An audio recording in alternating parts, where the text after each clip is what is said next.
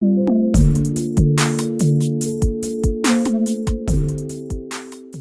guys, welcome to another episode of the Arsenal Way podcast. Me, Samrid, Ashwin, and special guest this time around, Raunak. You very familiar face from cricket on Indian television sets.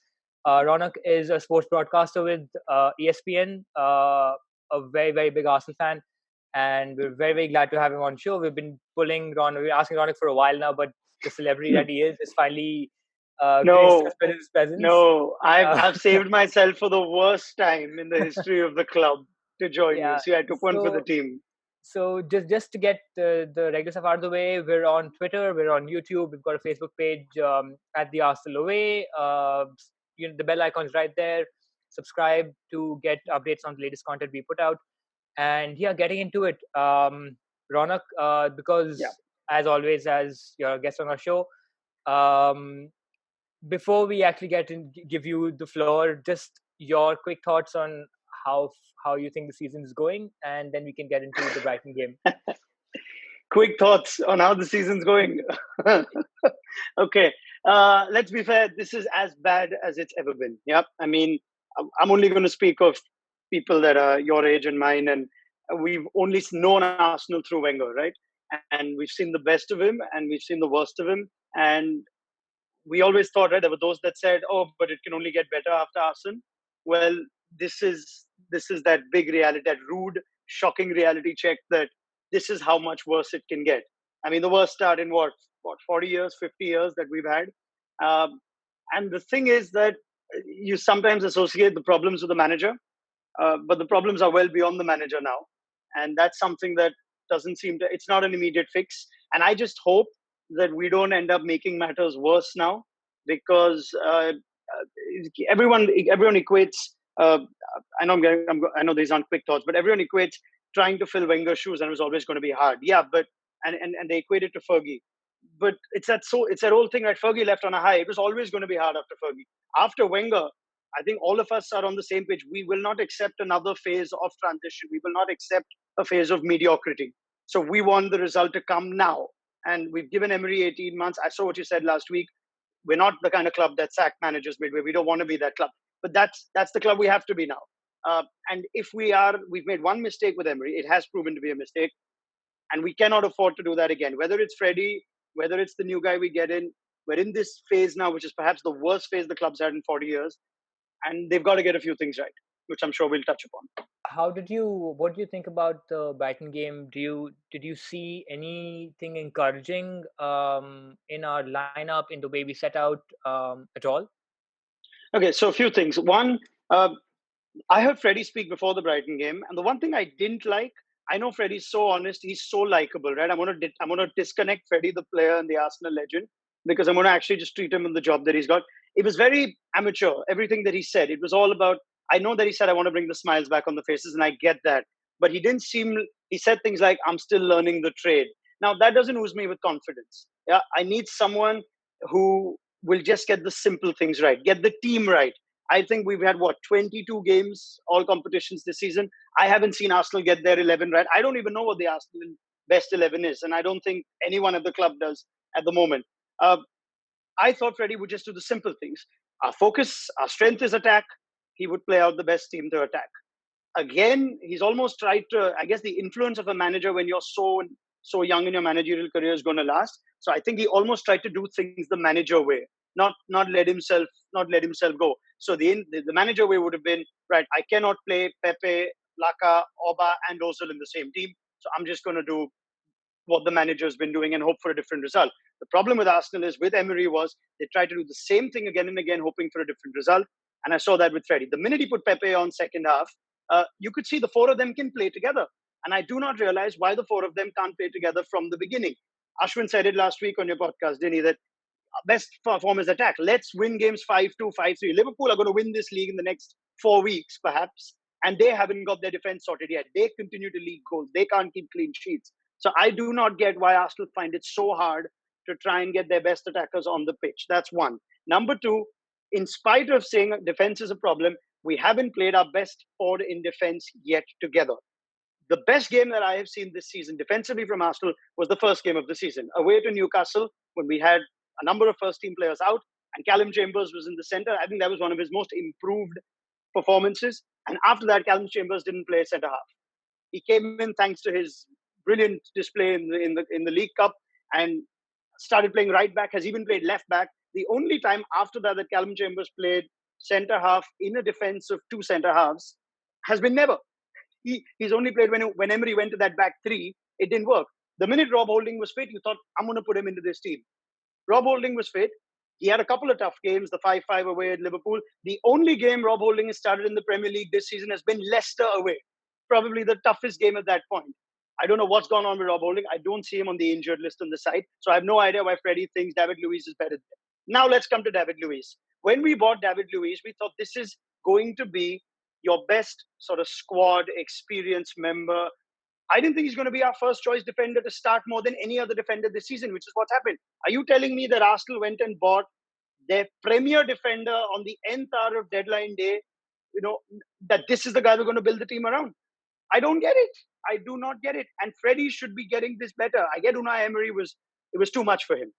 I'm with all those Arsenal fans that think he's going to do great somewhere else. This was just not the club for him, and I sympathize with it. But I do not get why we're sticking with David Luiz to lead our defense in spite of one issue after the other. I do not get what Mustafi was doing in the team 2 weeks back, and you guys already made the point. Emery should have had Emery picked that team, we would have gone bonkers. But Freddie, okay, let's see what Freddie does. But I do not get so many things that are so simple about this team. Kieran Tierney's warmed the bench for so long. You look at this team, you look at players. I've never seen a more classic case of a top player just lacking confidence. Pepe is one example, Tierney is the other. And neither of them are getting game time. So someone needs to come into this Arsenal team and give them inspiration, confidence, and clarity. Clarity on their roles, clarity on what this team needs out of them. Otherwise, everything's great. To be fair, you can't really put. See, I get it. We're probably looking at Freddie with tinted glasses, the same way the United fans are looking at Solskjaer because he's a club legend, right? But to be fair, this is not his mess to clear out. I think we spoke about this in the last pod. Yeah. This is not the phase in his career where he's ready to take up a job like Arsenal. It's agreed. You've thrown him you've probably thrown him in the deep end when things are at the worst, right? He's cleaning up a mess that Unai Emery has left for 18 months, right? And so for me, my main question is, what did the board do? Are the board going to wait out till the end of the season, write the season off, and say, you know what? Let's just wait till the summer. Let's see which manager is there, which manager will be the right fit for us, because we don't want like an Emery 2.0 again. So either we do that, or either we basically say that, okay, listen, it's got really bad right now. We can't get it go worse because we're 4 points off relegation. We're basically 10th, and Everton are 15 points. We're sitting on 19 points. We're 4 points off relegation. So we either pick a manager right now, like yeah, exactly. But it's something. It's a reality that I think you and me have been speaking about since the 4th or 5th episode of the pod, saying that this is where we are headed and this is where we're going to be at, and we are there. Like we are 10th, and it doesn't fill me with confidence that we're going away to West Ham and we're going to win on Monday night. Because everybody knows today that Arsenal is a soft team and they know how to attack us and they know what to. Yeah. So for me, is it the right thing right now to go and say, okay, Pochettino available? Okay, he hasn't won things, but we've seen what he can do on a shoestring budget. We've seen what he can do, how he's reshaped the whole Tottenham team, made them Champions League contenders, made them Premier League contenders. Okay, well, not this season, but he still did that. So he's available. Should we go out and get him? Should we go out and get? Okay, now the manager I wanted, we was talking about Brendan Rodgers on the last episode. He's just gone and signed a new contract with Leicester. So that door's shut. Should we go maybe look for Max Allegri, somebody who doesn't have experience of the league, but who's proven enough to basically come steady a ship and make a team competitive? Should we look at basically writing the season off now, or should we look at getting a manager in right now? Your thoughts on that? All right. So I know it sounds bad. 4 points of relegation. I never thought we'd hear us discussing this, right? But anyway, and the other part is not after how we started, because we didn't start too badly. I have no idea how this has gotten so bad so fast. That having been said, it's so volatile, the Premier League this season, right? And Chelsea have hit a bit of form. and Leicester are flying.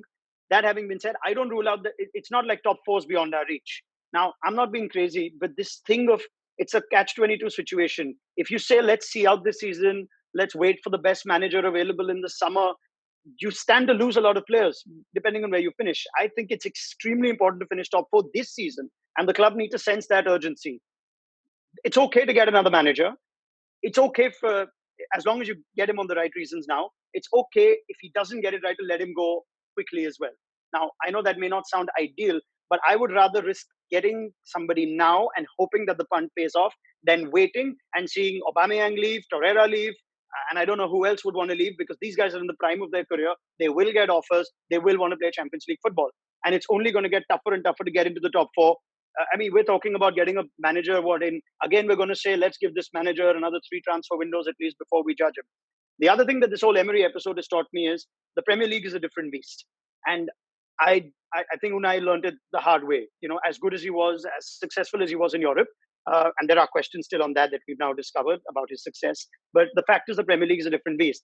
Brendan Rodgers strikes me as one of those managers that did well when the club didn't expect much of him. The minute the club expects much of you, like it was at Liverpool, it all fell apart. He did well at Swansea. He's doing well at Leicester because at that point, no one told Brendan Rodgers Leicester need to be second in the league come December. Pochettino has the goods. He's not got silverware, yes, but I think we'll all agree that if someone could make Tottenham a better force than Arsenal, that's worth a trophy in itself. If he can come to Arsenal, he's got all the managerial goods. I do not remember Pochettino making glaring tactical or selection errors. He's made the best of what he had, and I think he'd do wonders at Arsenal. I don't know if he'll come, and I don't know what the situation with the board is and all that nonsense. But given the options available, I want the best tested manager in the Premier League in the modern era, and that for me is Pochettino. Arteta, I have no idea how that's going to work. I'm more cynical about, or not cynical, but I'm definitely very reluctant on Arteta. I mean, we don't know what's going to happen once he gets out of Pep's shadow. Carlos Queiroz spent most amount of years with Sir Alex, and he was a complete dud when he went on his own. Guardiola inspires, right? He oozes confidence. Arteta must be great, and he will have certain respect among squad. But can he inspire a team that's down? Can he ooze them with confidence? That I'm not sure. I think Pochettino can fire a team up, and I think that's what we need because this team's good. This team, everyone across Arsenal fans are divided on everything except for the fact that this team has quality. And somehow we're not being able to get a manager that can get something out of them. So as far as this season goes, I think there needs to be a sense of urgency. I like Tottenham's desperation to get someone who they think can fix it this season. And they did that with Mourinho. I would never in my life want Mourinho at Arsenal, no matter how bad the situation got. But that having been said, I admire Tottenham's desperation to show that they want to turn things around this season. I think Arsenal need to find that as well. So I think I agree with your point on Arteta. There is this need for Arsenal fans to somehow rediscover this Arsenal DNA that they're looking for, which I think is complete bullshit. I think there's a requirement right now to just completely rip apart everything and just find a manager who can take the club forward and not necessarily have quote unquote Arsenal DNA. But just to your point, but the other thing is that everyone looks at Arteta through Pep, that he's going to do the same job that Pep does. He's going to do the same thing that Man City does. But you don't know if that's going to happen. So let Arteta take the Everton job. Let's see what he does in the Premier League. I don't think Arsenal is the place for managers to come and try out their managerial career, start off. It's not a stepping stone. This is a big club. So let's get someone who's shown that he can manage a big club. I mean, precisely. I think the biggest point of Arteta is the fact that he's not managed a club before, any club for that matter. At least, if nothing else, he needs to get that out of the way before. And like you said, Everton might be the perfect testing ground for him to come in and give us a shot. But I think a point you made about the board, I think irrespective of whoever comes on, I don't trust his board to back him with the kind of players that the manager wants, as opposed to what the board wants to give him. For example, I mean, if you look at the last 5 years, it seems like the policy of the board and the Kroenkes has been to somehow placate fans with players that we think are good for the team, as opposed to what the coach thinks. For example, let's say we've been screaming for a winger. We've got Pepe. We've made ridiculously horrible signings in the likes of a Mustafi, an El Neni, a Sylvester, And I just don't think that this board is competent enough to identify or give money to someone who can actually fix things. I think the problem lies much, much deeper than just Yeah. our playing 11. Well, I think Um, first up we need to appreciate that the influence Wenger had on this board was no, of immense, course, no one and will. Yeah, therefore any bad signing in that era, I attribute as would have much there. to Arsene as Yeah, I do to anyone else in the board, yeah, of and course. that essentially reflects our downfall. Right now, it seems like, I mean, unless I'm getting the information wrong, that of course Raul and Edu are calling the shots, and Mhm. Emery was brought in purely to work with what they give him. Yeah. I don't mind that setup because I think Wenger's influence on the board in some way led to his own downfall. He had too Yeah, much to do at a point where it got tougher and tougher and he couldn't manage it. But I have no problem with the players that they got. David Luiz was brought in for a completely different purpose, in my yeah, opinion. You're giving him too much to do. But I like what we saw in Torreira. I think we got a gun keeper in Leno. He'll get better with every season. Pepe, I mean, little things in football. He went one-on-one against Adrian in that game against Liverpool early on. He gets a goal early in the season. That price tag goes off him. Suddenly, you could look at a different player. But look at that game, the Champions League game. Who was it? Victoria, the two free the kicks free that he kicks. had. Yeah, the free kicks. Yeah, Yeah, I mean, if that cannot turn a player, that shows quality. There's no doubting his quality. He is just a player so damn lacking confidence. That's not on the board now. Now that's just on the man who manages him, and I would say that's on Freddie as well. Now, Mhm. Freddie can't perform a miracle, but Freddie can get a player whose quality at least feel good about him, and first step would be play him. So I just think I don't mind the direction. I actually like what we did in the transfer window. I think we were all jumping about yeah. We Tierney and were. we were jumping about Pepe, and I don't think we were wrong. I Mhm. do not believe we were wrong. I think we still have a good enough squad, and I think there are enough managers out there that would see the squad and say, I could work with this. You Mhm. know, if Frank Lampard could come to Chelsea and work with a talented squad, yes, he had nothing to lose, Frank Lampard, but he had done well with Derby. He took them up. Now, if we can find someone, if Pochettino looks at this, let's say Arsenal had a transfer ban like Chelsea, which now won't happen. But anyway, let's say we can't bring in any more players. I still think this is an exciting enough team for someone to say, I Mhm. can turn this around. That's Yeah. all. I just have to come back to the point that Samrat was making. He was talking about how the board is not going to give money, doesn't have enough money to go and get the top managers. I think somebody just Yeah. posted on the group saying that Arsenal's published their accounts right now, and from a 93 million, 97 million profit last year, they actually made a 23 million loss this year. So I don't see us going out and getting the Allegris or the Pochettinos. I think what's really saved. One more thing that's happened is if had United lost to Spurs in midweek and lost to City today, I think Ole would have been sacked. But I think Ole has got a couple of. I think he's got more credit in his Hmm. bank right now because he's won that Spurs game. So even if he loses to City Yeah. today, they'll be like, okay, you expected to lose to City. But had that happened, I think United would have jumped in and got for Pochettino because they are the ones that are also looking at a manager. So it's a question again. Are we going to wait because our board is more react? They don't do anything proactively. Yeah. They're always waiting for something to happen, then they take an action, right? So are we going to I mean, wait? I don't think it's as much of us waiting for the board. You and I have discussed this several times before that whatever decision needs to be taken one quickly and for the benefit of the club.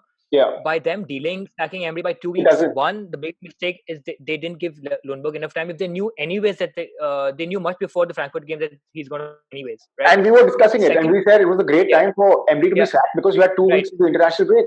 And The second thing is I don't now as for all the praises they got in the summer for taking the right decisions and fulfilling and just filling in the gaps that we had in the summer, and rightly so. I don't trust these guys to make the right call.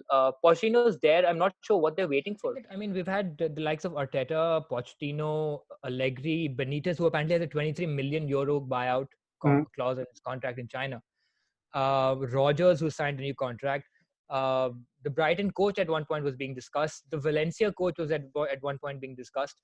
Nuno at Wolves is being discussed. There were discussions around Kia Jorbachian and Mendes being a part of the panel to influence Raul to get a new manager. I mean, it just seems all over the place without any clarity on what they want to be doing. And I wouldn't be surprised if they find a name like apparently Emery was 66-1 to get the job 18 months ago. I'm sure they're going to bring someone out of left field to take up this role. when you have, as Raunak said, experienced managers available. And I'm okay with Poch coming in because he knows how to build a team. He built Spurs didn't have money over the last 2 seasons. They haven't spent a Yeah. dime, and Yeah. he's built that team to be Champions League finalists. I mean, and they took the call, and it's all on Raul now. If they don't get this appointment right, not could be, we probably will end up becoming like a United where we're signing and sacking managers year in, year out because it's just Yeah. not working out.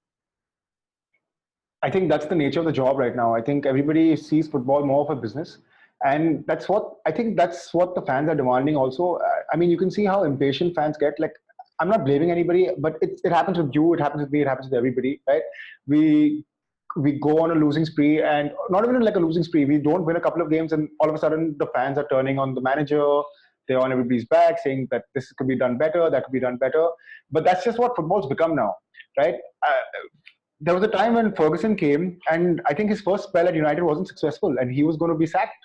And there was a time when he couldn't win a single game, and then he turned it around. They gave him some time, and they turned it around. Now the thing with us is that we don't have that sort of time because there are teams that are constantly getting better. There are teams that are constantly being invested in. There are a lot of like the smaller teams in the Premier League with the TV revenue and everything coming in. They're getting more competitive. So the thing is, the more you're standing still, the more you're moving behind because everybody's getting better than you, right? Before it used to only be Arsenal, Man U, the two teams, and the rest used to be like, okay, they'd compete maybe one year, they compete, somebody else will compete the other year. Now, if you're standing still, you're not going to be anybody.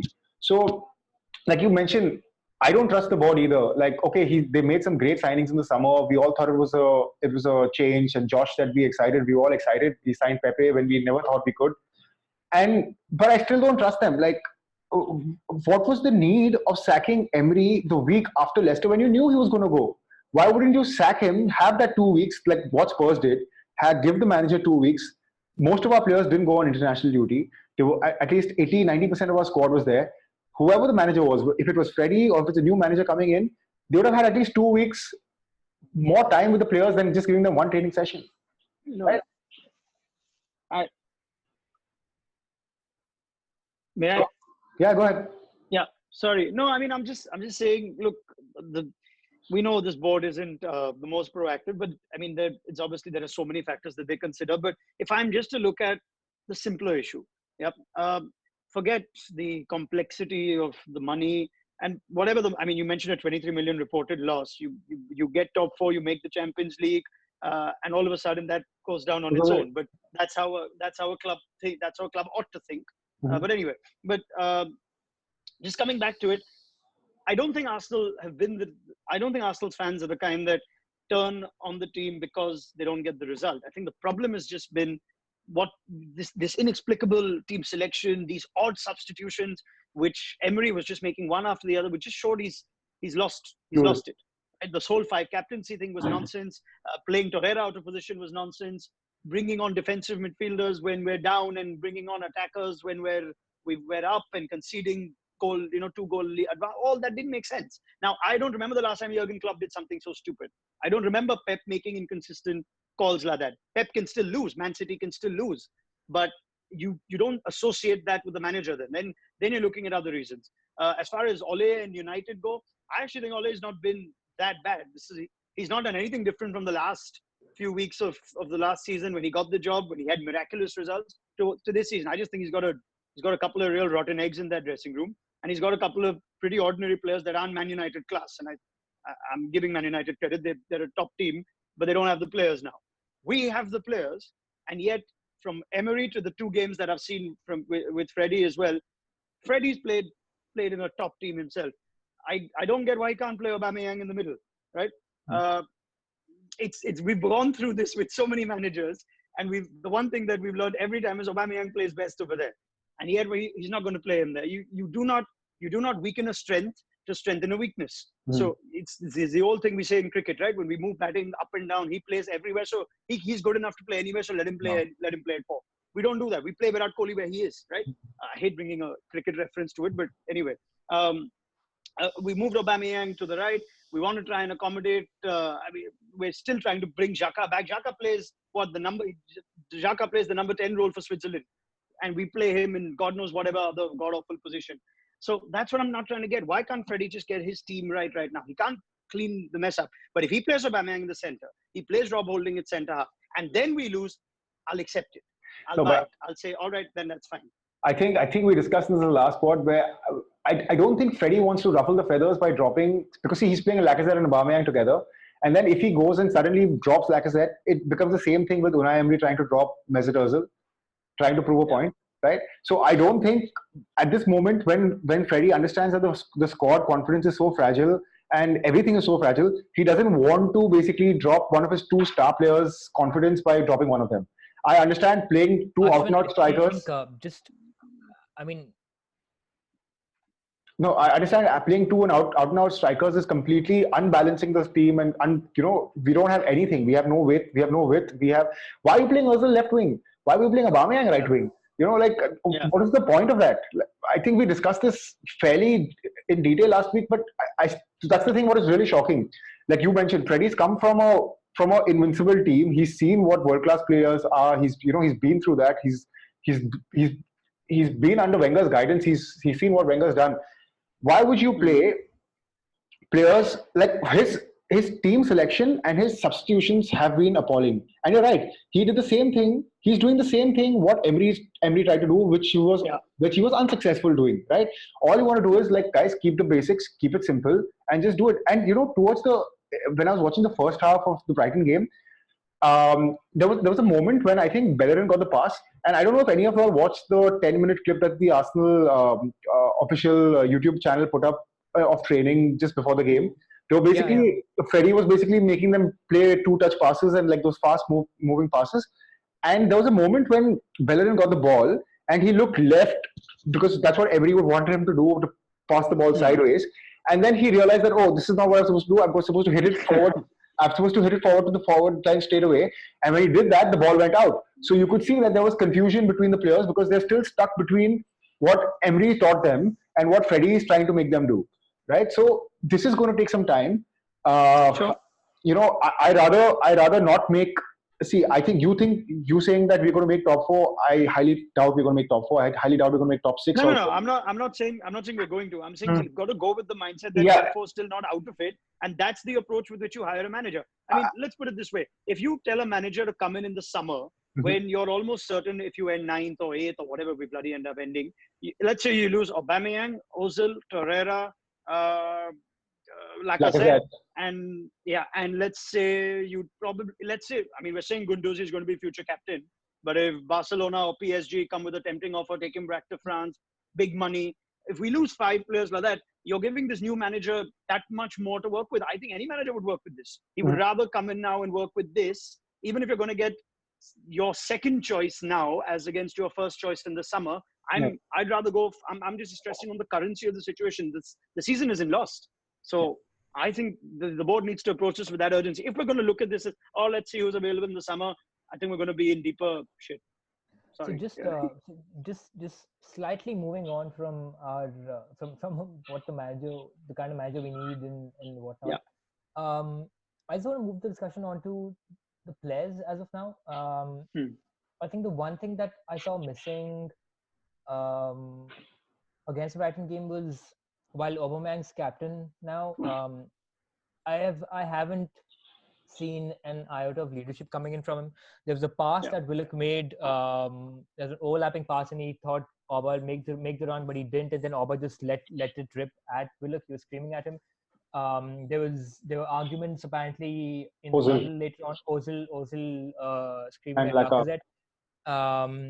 There just seems to be zero leaders on the pitch. Liam Brady made a very good point about it after the Brighton game, that despite us, I think anyways the captain's armband is cursed, I think, at Arsenal over the last few years. But there seems to be a lack of leaders currently to tell people what and how our club needs to behave. It was Xhaka apparently, but it's not anymore. There's no one there who can just, I mean, at least if nothing else, you look at your captain as someone who stands up and just drags the team through games and get results. There's no one in the playing squad who I think is doing that or has the confidence now to do that. So just your thoughts on that. No, I can't agree more. So I think again, where like Ashwin said, everyone's just left with this mess that's been created by Emery, and I don't mean to point fingers at him, but this five captain thing was just so confusing. It almost created a bigger mess. You didn't have.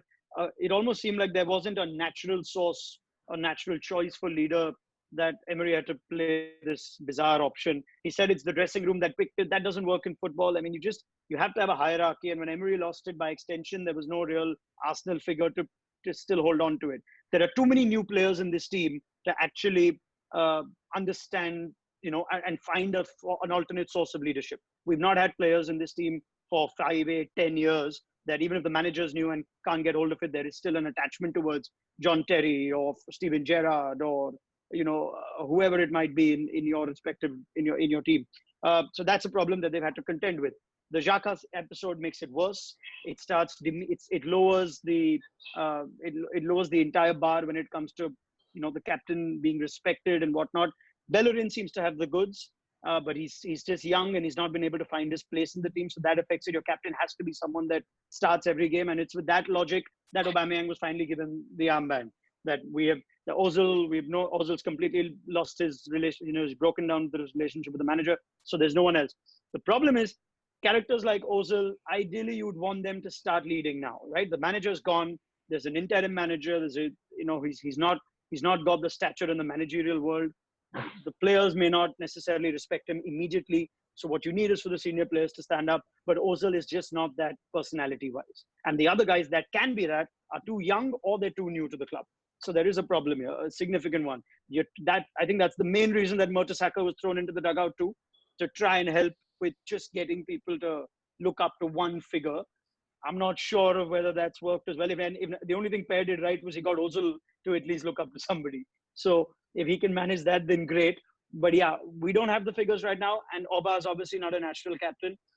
Sometimes what you're hoping for is you give these star players the armband and you'll see the best of them. It happened sometimes with Ozil. There's a Leicester game last season or season before last, made him captain and he was just in a different league. But I think they were hoping that works with Oba, but Oba was anyway he was anyway banging in goals. So I don't see an immediate fix to the captain. I think the captain will be an issue, or the leadership will be an issue, will be something that will solve itself once you get the right manager, which again comes down to how important it is to get the right manager. So I know we discussed this like some time back, but if you had to pick one person that you'd want, apart from Pochettino, as the next Arsenal manager, who would you pick? Yeah, I mean, it's that thing, right? I mean, we've read enough of this online too. Either you get someone top class or then you get someone who at least has the promise of something exciting. Now, I am wary of Arteta, but given the options available, it does seem like he is at least he's got the knowledge of the Premier League. He's worked with the best manager in Europe. I know this could trigger a debate, but certainly one of the most successful managers the modern game has seen. Man City have been successful, and it does look like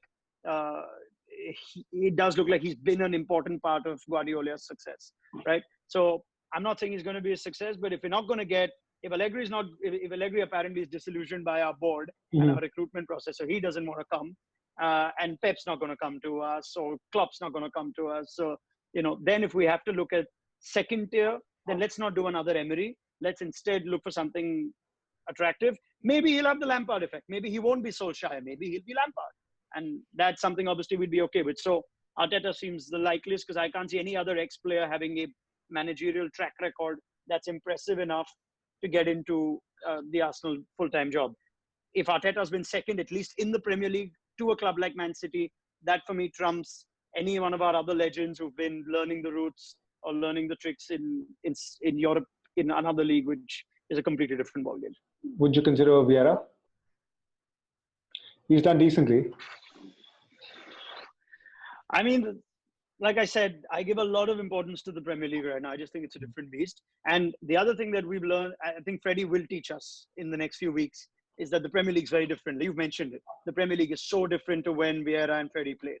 And it just requires someone who's been in the currency of the league. So Arteta being in the currency of the league with a top team, for me, trumps anyone else. I'm not excited with it, but I'm just prioritizing currency over a success in XYZ bloody European League, and then coming here and realizing Wolves aren't the team they were in. Brighton are beating Arsenal for the first time in history, and with all the teams in relegation are getting points of us. So it's going to be a shock to Vieira. Let's be honest, it's going to be a freaking culture shock to Vieira if he comes and sees this is what's left of it. So. I mean, I think we should just get the band back together. We've got Edu on the top anyway. Edu, Freddie, Bergkamp, Vieira, We can't do any Audrey. worse. Yeah, you bet. I mean, Perez is always on the training ground anyway. Bring them. I mean, yeah, I think Perez has got like a lifetime membership or something. And I was listening to Tony Adams on the Brighton game. I mean, Tony Adams would probably do all right in David Luiz's place as well. So yeah, why not? Looking forward, guys. West Ham away, Monday night game. And I can't believe I'm saying this, but it petrifies me. I don't know what we're gonna end up doing there. I mean, for all we know, with due a win anyways. It's been 60 days, 62 days, counting since we've had a win. Thoughts on lineup and how do you think it's gonna go? Before that happens, can I just tell you, the last time we went to West Ham and won was when Sanchez had that hat-trick of 5 goals, where we won 5-1, and so it was about 3 years ago. That was the last time we won at West Ham. So I have keep bringing out these gems. Yeah, I have no expectations. I know last week it was all positivity from both of us. Somewhere that we both predicted a 3-1 win.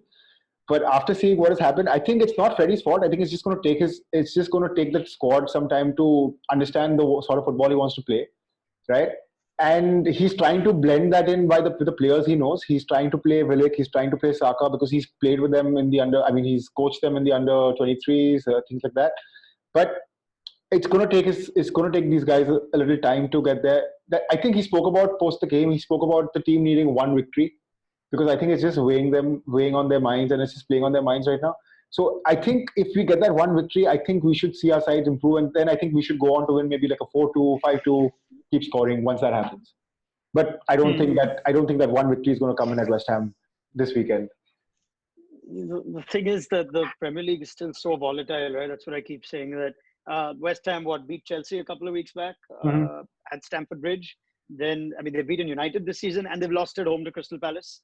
So this is just league. It's that old, it's that anyone can beat anyone, home or away on any given day. So it's not like West Ham away is as daunting a fixture as Leicester away. West Ham lost to Everton, for God's sake, recently. Nobody's losing to Everton at this point.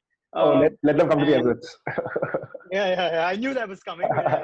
But what I'm also trying to say is, again, forget the bigger issues. Any manager that's preparing for Arsenal is not going to say this is going to be easy, right? As bad as we are, any manager that's only looking at the players we have in attack. That's not looking at the guys behind. The vulnerability is there. So it comes back to the same point. I know it's away from home, but play out your best attacking team in your best attacking formation that the players and the interim manager are comfortable with.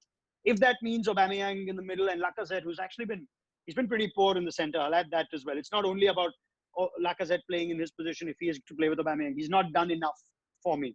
I think the game against Tottenham was one of the better games where the three of them played together. But that's a game where he had no one to supply to Pepe, Aubameyang, and Lacazette because he then played two holding. But my point is, play your best attacking squad. For me, that includes Aubameyang. Maybe drop Martinelli, maybe drop Lacazette and play Martinelli, and see how it goes. Maybe you need something. You need an injection of something new. Pepe should start. That'll help. Tierney should start. That'll just give you a little more going forward because Kolasinac, Jesus, and try and give Rob Holding a game. If you try and change things up, it can't get any worse, right? So why play the same guys again and think they're going to do better at West Ham when they couldn't do it at home to Brighton? So I play an all-out attack. And if I play that team to West Ham, I don't think they're going to be running through openly, trying to poke vulnerabilities out of Socrates and Mustafi and David Luiz. I think they'll be very wary. And that's not something that we've been able to do. We're reacting to that even in the 2 games under Freddie. I'd like to see him just take this game on, even if it's away from home. But I think that's something similar what Ole did when Mourinho went last year. Because Mourinho at United, when he had them very restricted to play that defensive football. And when Ole came, he just said, listen, just go out and enjoy our football. And you could see that Pogba was picking passes and, you could see Martial and Rashford enjoying it because, they had that supply, they had that. So I think Freddie just needs to keep it simple and just say, okay, listen, our main strength is attack.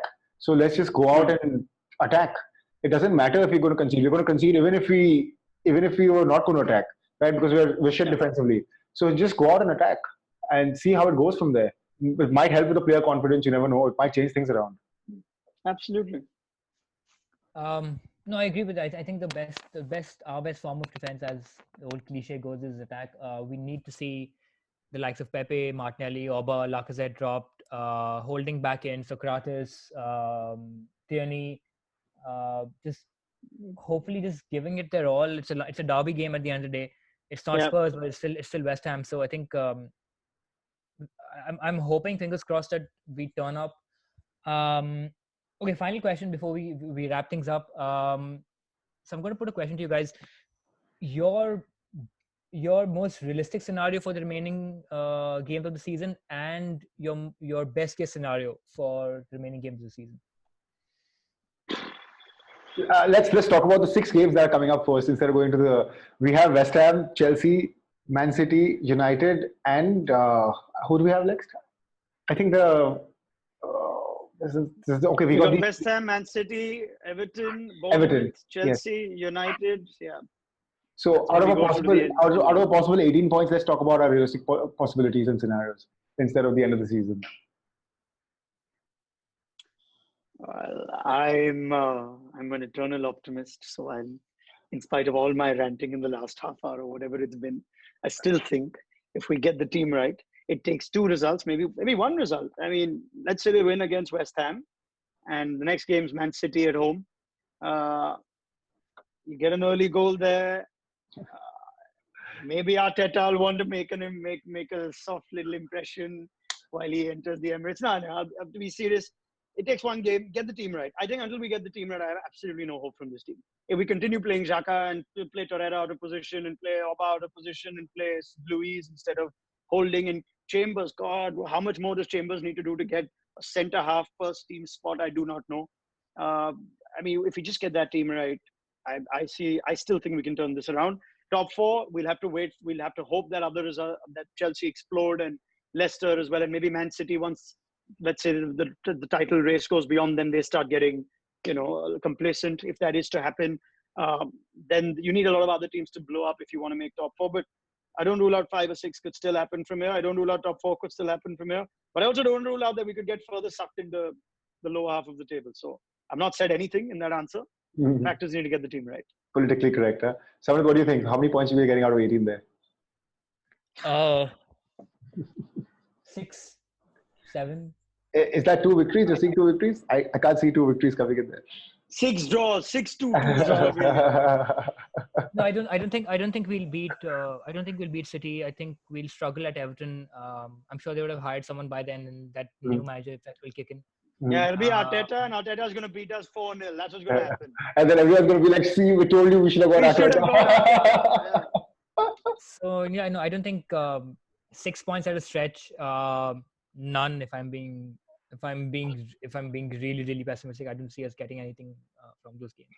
So I think we'll win at West Ham. I'm just saying, I think we'll win at West Ham. See, that's our problem. The thing is that all of us have too much optimism about Arsenal. Over the past one and a half year with Unai Emery being in charge, I think I've realized that the more optimistic you are, the more hurt you get. And I think, we should realize that we're not that club anymore. We're not even a top 4 club anymore. We're a very. Are you really blaming the death of our optimism to Unai Emery's 18 months? Seriously? Of course. After being where we've been, after that season where we should have beaten Leicester in the league, to William Gallas's tantrum, to everything that we've seen under Wenger, you're blaming poor Unai Emery for our optimism being murdered? Can I just say something to you? I was reading a stat today which said that in the first 50 games as Arsenal managers, Unai Emery has the best record. He's won 32 games. The next best is 26 or 25, who's I think George Graham or somebody. I don't even know who it was. Unai Emery has how did it all go wrong for him from that start? 32 games out of 50, that was his record, and then it just collapsed. It's just a different time. You don't get that sort of allowance anymore. But anyway. Yeah. So like I said, we'll win at West Ham. We'll see where we go from there. Quickly, give me your score predictions, guys. Oh, okay. Me first. At West Ham, they've not quite been the most consistent team. So I think Arsenal will win. They will concede unless they play Holding and Chambers. But anyway, 4-2 to Arsenal. Samrit, pretty optimistic there. I think we'll just about scrape a win by a goal. I think we'll just. This is so unbiased. You can tell this is so unbiased. We've just destroyed the club in the last 45 minutes. Yet Samrit and me are saying we'll manage 3 points at West Ham. No. I think we'll just about scrape it by the odd goal. I've learned my lesson from last week. I'm probably going for a 2-1 or 3-1 loss to us. I think what's going to happen is it's going to be 1-1, and we're going to concede a late goal, which will happen either on a counter or a free kick. And then, but that's so done, Ashwin. Yeah, that's going to be something new. But that's Arsenal. You know that's going to happen. So this is already our worst start since 1977. You said, right? So if we lose this, how much further back does it go now? I don't know. We'll lose this as well. You have to really check into the history books by then. Anyway, this has been amazing. Thank you for coming on the show, Raunak. Cheers, man. Thanks for having me. We've been really excited, and this has been amazing. No, my pleasure. I hope the next time I join you, it'll be it can't be worse. So it'll obviously be in better times. I think it can be worse. It can definitely be worse. But no, I think it's been great, Raunak. Thank you for the time. Cheers, man. And thanks. Take care, guys. Our credentials, as always, we're the Arsenal Way on Twitter, on YouTube, and you all follow Raunak, of course. Give us a shout out on Twitter, and we'll see you in the next one. Thanks, guys. Thank you, guys.